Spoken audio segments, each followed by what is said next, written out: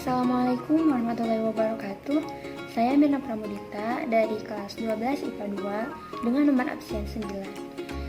Kali ini saya akan melakukan ujian praktek, yaitu membuat koloid sederhana mayones.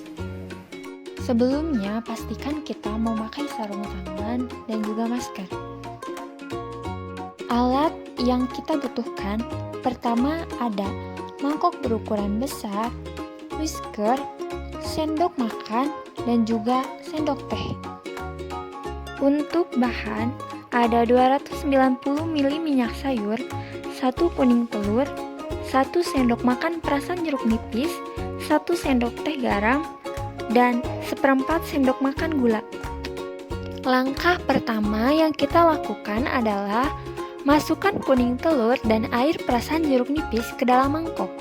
Aduk menggunakan whisker hingga warnanya pucat.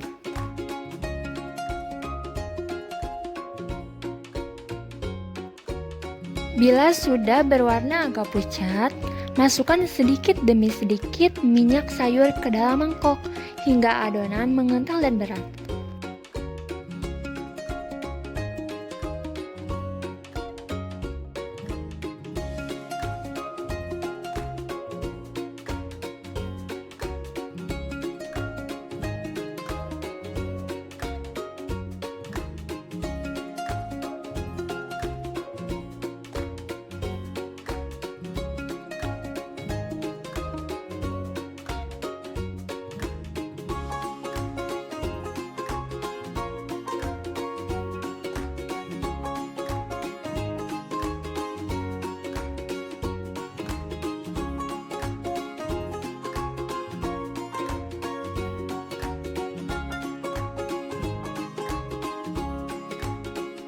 Kemudian, masukkan garam dan gula, aduk kembali sampai merata.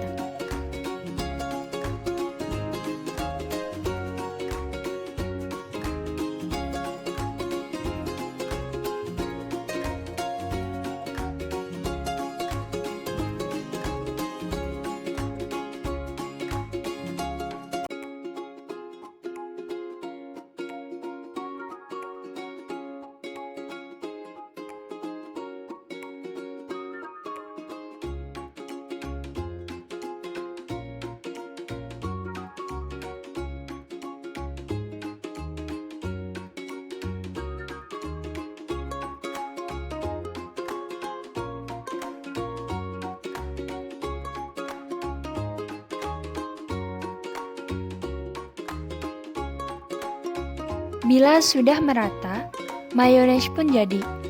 Pindahkan mayones ke dalam mangkok. Mayones merupakan koloid karena termasuk ke dalam campuran yang heterogen. Mayones dibuat menjadi koloid dengan cara kondensasi atau penggumpalan partikel yang sangat kecil. Mayones termasuk ke dalam koloid emulsi karena zat pendispersi dan terdispersinya adalah cair, dan mayones merupakan koloid emulsi minyak dalam air karena bahan dasar pembuatan mayones adalah minyak nabati dan asam cuka atau jeruk nipis.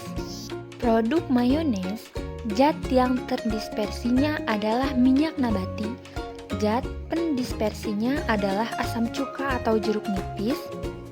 Untuk membentuk koloid emulsi digunakan zat pengemulsi atau emulgator, yaitu zat yang dapat tertarik oleh kedua zat cair tersebut. Dan bagian emulsifiernya atau emulgatornya adalah kuning telur. Kuning telur merupakan emulsifier yang sangat kuat. Kuning telur dapat menyatukan air dengan minyak karena kandungan lecitin di dalamnya.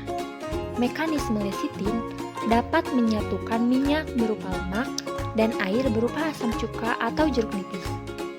Adalah fosfolipid yang merupakan pembentuk lecitin, terdiri dari bagian yang polar yaitu air dan bagian yang non-polar yaitu minyak atau lemak. Bagian kepala fosfolipid merupakan bagian yang hidrofilik, tertarik pada air, dan bagian ekor yaitu pada hidrofobik, tidak suka dengan air atau cenderung menjauhi air dan lebih terikat pada minyak atau lemak. Kepala hidrofilik berisi gugus fosfat bermuatan negatif, yang kemungkinan juga terdiri dari kelompok atau jenis polar yang lainnya. Ekornya yang bersifat hidrofobik terdiri dari asam lemak rantai hidrokarbon. Ketika berada pada kondisi di dalam air, fosfolipid tersebut membentuk berbagai struktur tergantung pada sifat spesifiknya.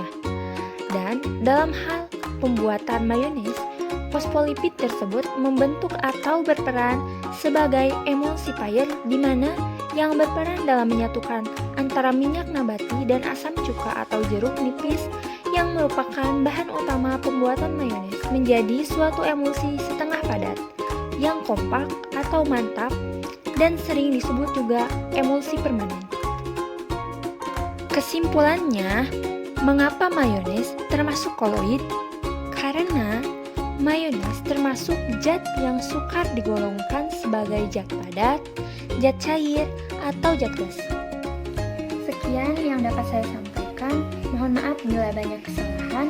Terima kasih. Wassalamualaikum warahmatullahi wabarakatuh.